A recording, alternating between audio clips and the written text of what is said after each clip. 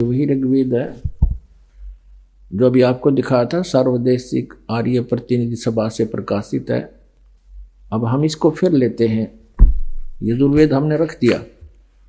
अब यहां देखिएगा, ऋग्वेद मंडल नंबर 9 सूक्त 86 का मंत्र 26 फिर पढ़ेंगे। यज्ञ करने वाले यजमानों के लिए परमात्मा सब रास्तों को सुगम करता हुआ उनके विघ्नों को मर्दन करता है, उनके संकटों का नाश करता है, उनको पवित्र करता हुआ और अपने रूप को, जब उसका रूप है तो निराकार की तरह सरल करता हुआ, वह कांति में परमात्मा, यहां लिखना था कबीर देव, यहां इन्होंने कवि का अर्थ सर्वज्ञ कर दिया। कबीर देव लिखना था यहां, हम उसको कबीर साहब कहने लगे। जैसे इसमें है कबीर, तो हम इसको कबीर बोलते हैं, वह को हम वह बोलते हैं अपनी लोकल लैंग्वेज में। इस कारण से वो हमारे हिसाब से कबीर है और वेदों में कबीर लिखा है तो कोई दिक्कत नहीं। जैसे किसी का वेद प्रकाश नाम है, हम उसको वेद प्रकाश कहते हैं, आदमी वही है, इतना सा ध्यान रखें बस, व्यक्ति वही है। वो कबीर देव विद्युत के समान क्रीड़ा करता हुआ वर्णीय पुरुष यानी श्रेष्ठ आत्मा को प्राप्त होता है, अच्छी आत्मा को आगे मिलता है। अब देखिए, और वो कहाँ रहता है? 27 में। जो परमात्मा ध्युलोक मनुष्य तेजो में सतलोक के तीसरे पृष्ठ पर विराजमान है, यानी एक स्थान पर बैठा है वो भगवान अपने आत्माओं, जिसके ये अनुवाद करता है, जिस ग्रुप के यानी आर्य समाज प्रवर्तक महर्षि दयानंद का अपना सिद्धांत साथ में थोड़ा सा दिखाते हैं। वो भगवान को कैसा बताते हैं देखिएगा। उनके द्वारा अपने अनुभव की रची हुई पुस्तक सत्यार्थ प्रकाश, इसका नाम है सत्यार्थ प्रकाश, और ये है महर्षि दयानंद सरस्वती। और ये देखिएगा,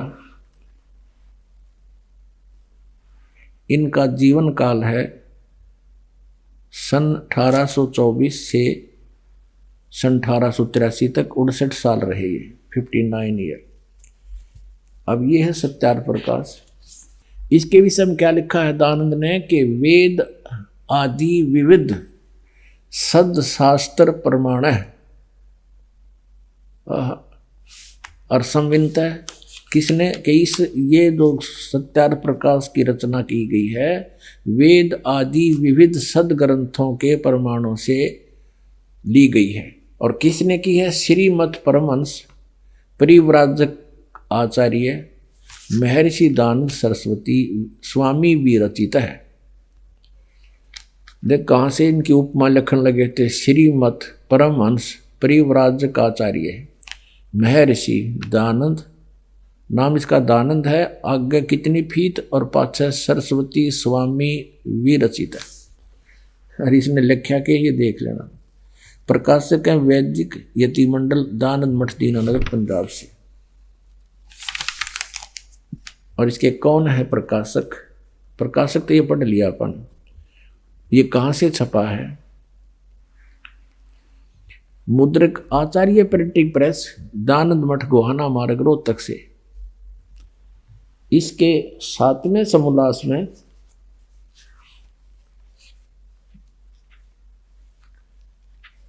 परमात्मा कैसा है, यह है सप्तम समोल्लास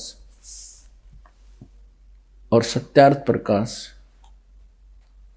इसके पृष्ठ नंबर 154 पे किसी ने प्रश्न किया कि ईश्वर साकार है व निराकार? स्वामी जी ने उत्तर दिया निराकार, ठीक, जिसका कोई आकार नहीं होता। अब यहां 155 पर देखें, किसी ने प्रश्न किया परमेश्वर की स्तुति प्रार्थना उपासना करनी चाहिए व नहीं?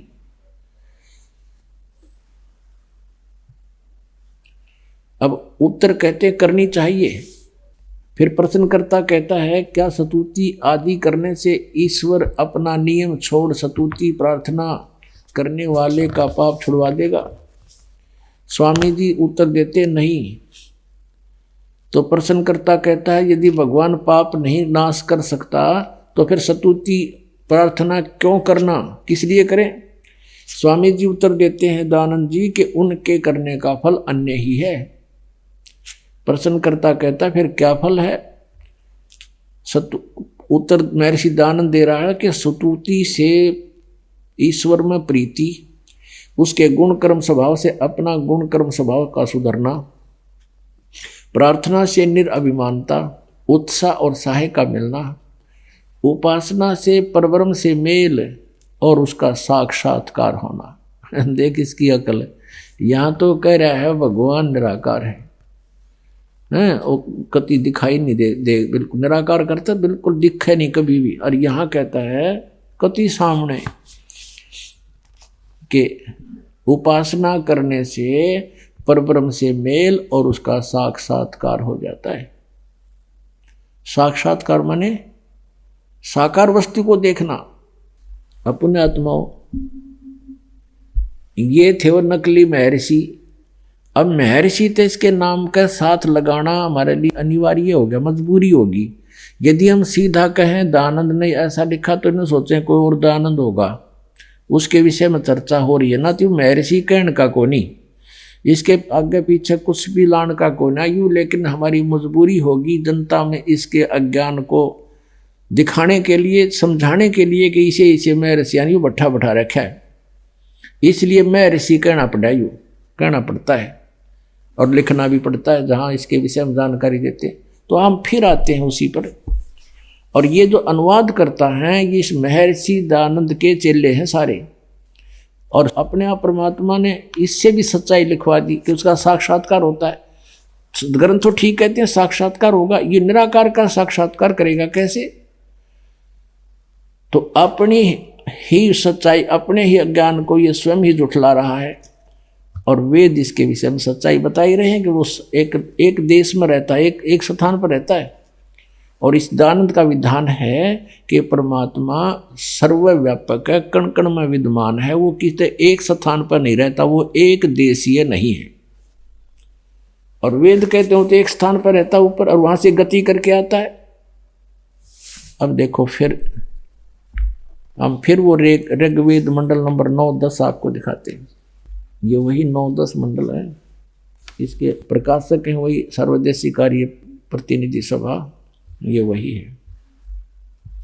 अब हम इसके मंडल नंबर 9 सूक्त 86 का मंत्र 26 हमने पढ़ लिया कि वो परमात्मा कबीर देव यज्ञ करने वाले यजमानों के लिए परमात्मा सब रास्तों को सुगम करता हुआ उनके विघ्नों को मर्दन करता है, उनको पवित्र करता हुआ, अपने रूप को सरल करता हुआ,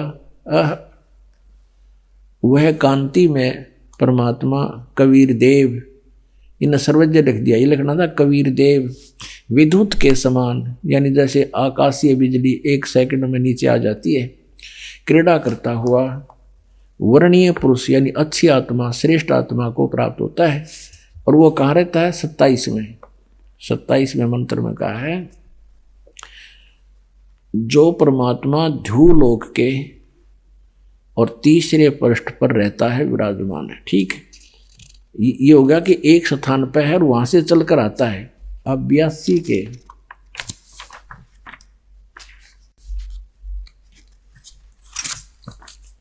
ऋग्वेद मंडल नंबर 9 सूक्त 82 का 82 का और मंत्र नंबर 1, यू एक मंत्र है। जो सर्व उत्पादक प्रभु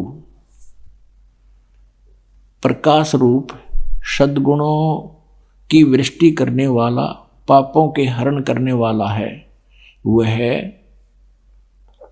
राजा के समान राजेव।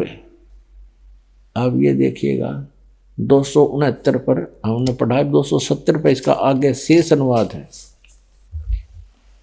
कोई ना सोचा कोई और पृष्ठ दिखा दिया होगा, 270 पर आ गया। राजा के उधर देख लिया, राजा के समान दर्शनीय है, देखण जोगा साकार है। वह पृथ्वी आदि लोक लोकांतरों के चारों ओर शब्दमान हो रहा है। वह वर्णीय पुरुष को, यानी श्रेष्ठ, वर्णीय माने आदरणीय, श्रेष्ठ, अच्छी आत्मा, अच्छे व्यक्ति को जो दृढ़ भक्त है उसको पवित्र करता हुआ प्राप्त होता है, उसको मिलता है आके। जिस प्रकार विद्युत स्नेह वाले स्थानों को आधार बनाकर प्राप्त होता है, इसका आगे देखिएगा। और वो किस उद्देश्य से आता है वहां से गति करके, ऋग्वेद मंडल नंबर 9 सूक्त नंबर 82 का मंत्र नंबर 1 हमने पढ़ लिया। अब दूसरा आपके रूबरू कराते हैं। इसमें क्या लिखा है? हे परमात्मन, उपदेश करने की इच्छा से, यानी तत्व ज्ञान देने की इच्छा से आप महापुरुषों को प्राप्त होते हो, दृढ़ भक्तों को, अच्छी आत्माओं को आकर मिलते हो। आप अत्यंत गतिशील पदार्थ के समान हमारे आध्यात्मिक यज्ञ को प्राप्त होते हैं। आप कबीर देव हैं, इन्होंने सर्वज्ञ लिख दिया, अनुवाद कर दिया। आप कबीर देव हैं, हम उसको कबीर साहब कहते हैं।